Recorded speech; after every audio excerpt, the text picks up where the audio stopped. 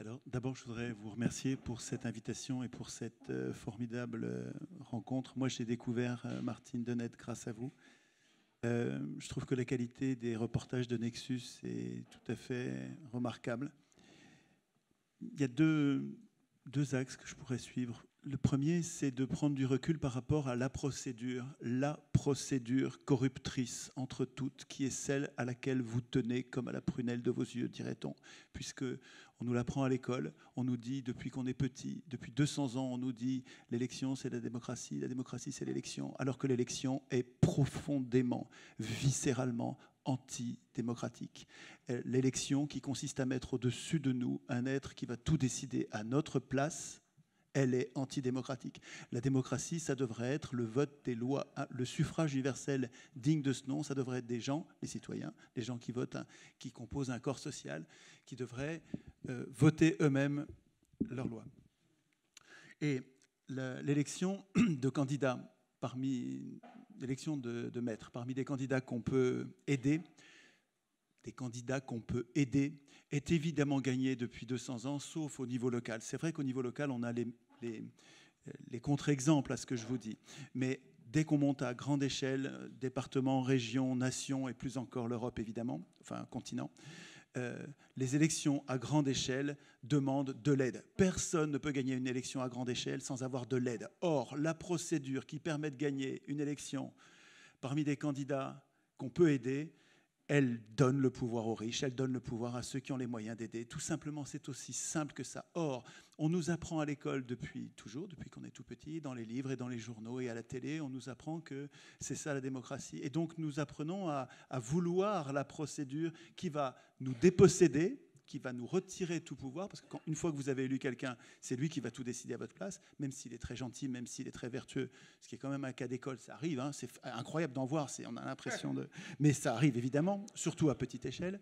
Mais tous les élus ne sont pas corrompus. Voilà, tous les élus ne sont pas corrompus. Évidemment, mais je ne pense pas du tout qu'ils soient tous corrompus. Je vois bien qu'au niveau local, il y en a plein qui sont incroyablement dévoués. Mais comme... c'est quoi ton prénom ? Bertrand. Comme Bertrand le rappelait, de nombreux élus sont en fait aussi des propriétaires fonciers.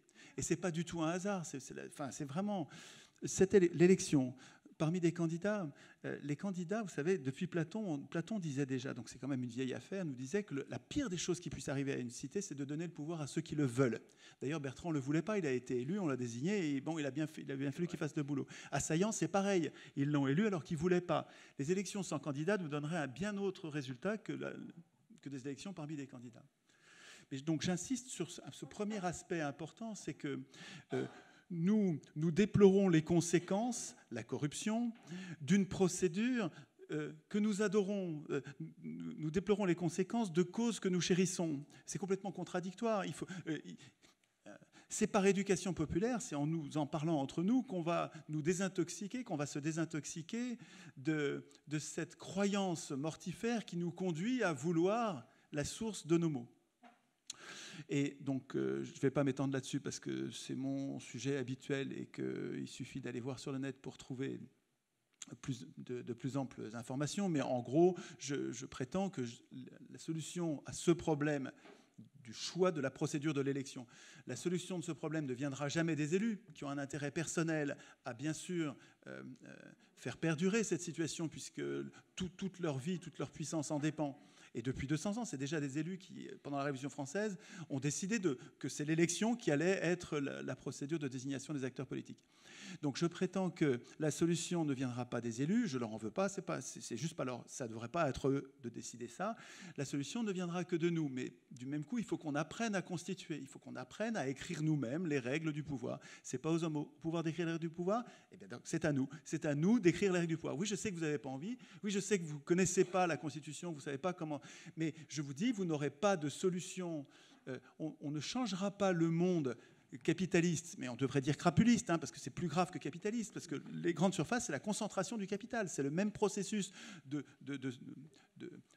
projets d'enrichissement, de projets de profit qui bénéficient de l'accumulation du capital, c'est pour ça qu'on parle de capitalisme, et donc les grandes surfaces sont une des manifestations de la création de monstres trop gros trop gros pour être puni, trop gros pour aller en prison, too big to jail, too big to fail. On ne peut pas les laisser tomber sans entraîner un drame dans la société, comme avec la banque. On a le même problème, mais ce problème de la concentration, il trouve sa source dans notre dépossession politique. Nous n'avons aucun moyen de résister. Nous sommes impuissants politiquement parce que nous démissionnons du processus constituant.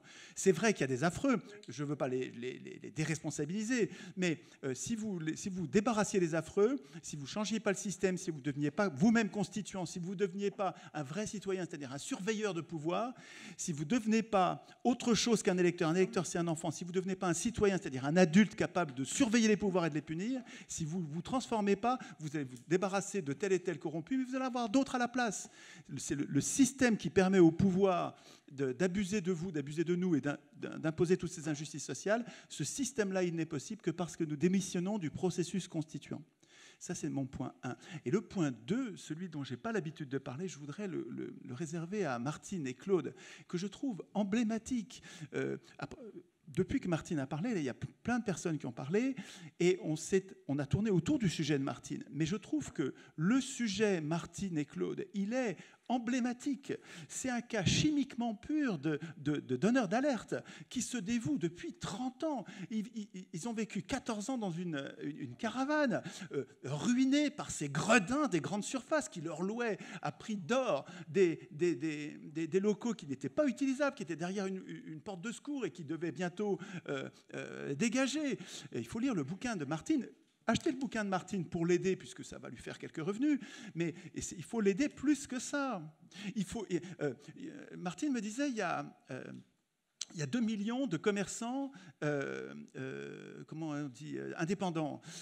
Ces gens-là, Martine les défend bec et ongle depuis 30 ans. Ces gens-là sont défendus par Martine depuis 30 ans. Elle n'y gagne rien. Elle vit de 3 francs 6 sous. Et elle a besoin d'argent pour les aider.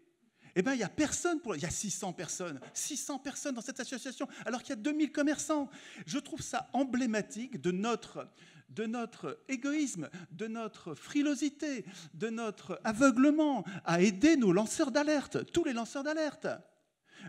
Stéphanie Gibault, enfin là je ne vais pas faire la liste, mais il y en a une tripotée, il y en a au moins 20 en ce moment qui se bagarrent pour que nous sachions ce que font les affreux contre nous.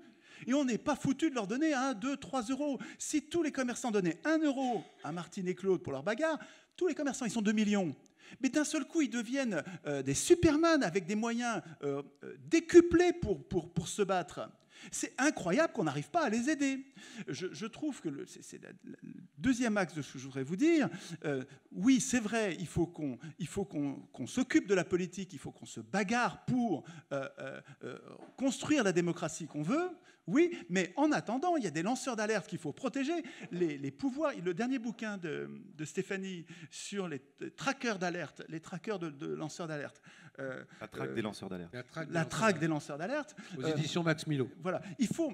D'abord, il faut lire ces bouquins. Il faut comprendre comment les pouvoirs vont se débarrasser de nous. Et comment de nous? Ils vont se débarrasser d'abord des meneurs. Les meneurs, c'est les lanceurs d'alerte. Et les lanceurs d'alerte, ils n'ont comme défense que nous. Donc, je ne vous demande pas de devenir des lanceurs d'alerte, mais je vous demande, y compris ceux qui regardent sur Facebook et les réseaux sociaux, les lanceurs d'alerte ont besoin de nous tous. Si vous restez chez vous pour ne pas faire de politique, au moins aidez financièrement, donnez-leur des ronds, un virement permanent, tous les mois, donnez-leur 1 euro. 1 euro, bon sang, 1 euro par mois, tous les mois, un virement permanent, pas juste un coup. Ils ont besoin, tous les mois, ils ont besoin d'argent. Et ce n'est pas pour eux, c'est pour vous.